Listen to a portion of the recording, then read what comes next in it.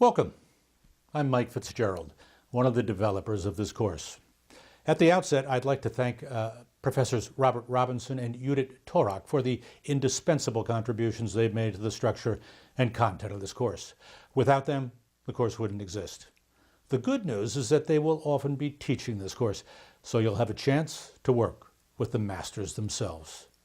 So, what is critical thinking? Have you ever reflected on the quality of your own thought? Look, everyone thinks it's a huge part of the human condition, but what does it mean to think critically? We all can recognize uncritical thinking. It's thought that is inaccurate or misleading, prejudiced, careless, and often simply ignorant. And uncritical thinking is both costly to our economy and very hazardous to the social fabric of our lives. We live in a dangerous age of disregard for learning, for intellectual integrity, and ultimately for the truth itself. So critical thinking has never been more important. What is it?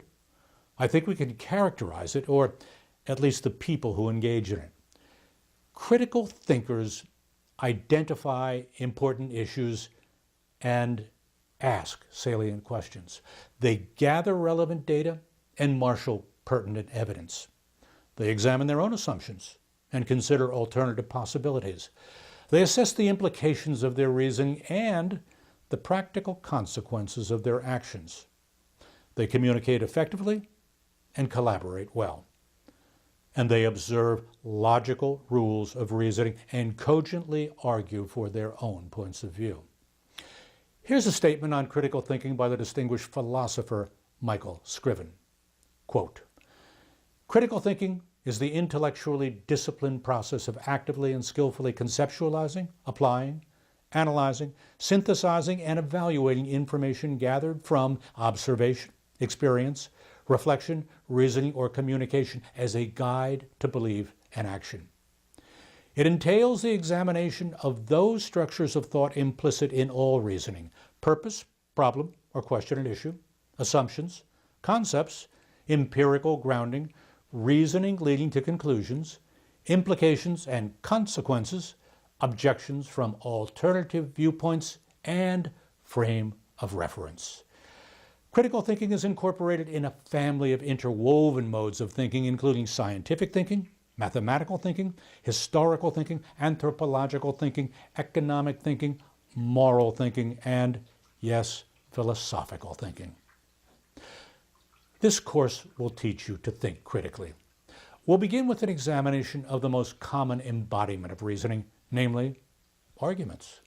We'll study their purpose, structure, and modes of presentation before turning to their analysis and evaluation. We'll distinguish certain kinds of logic and certain types of inference. Then we'll inventory some of the many ways an argument can go wrong. These are called fallacies, and they are both fascinating and fun. Finally, we'll investigate a formalized system of reasoning known as propositional logic, and we'll demonstrate its practical application.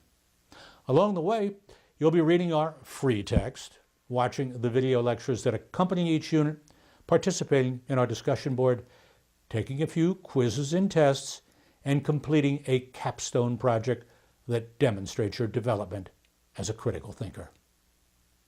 That's it. On behalf of my philosophy colleagues, best wishes for success. Now, let's get started.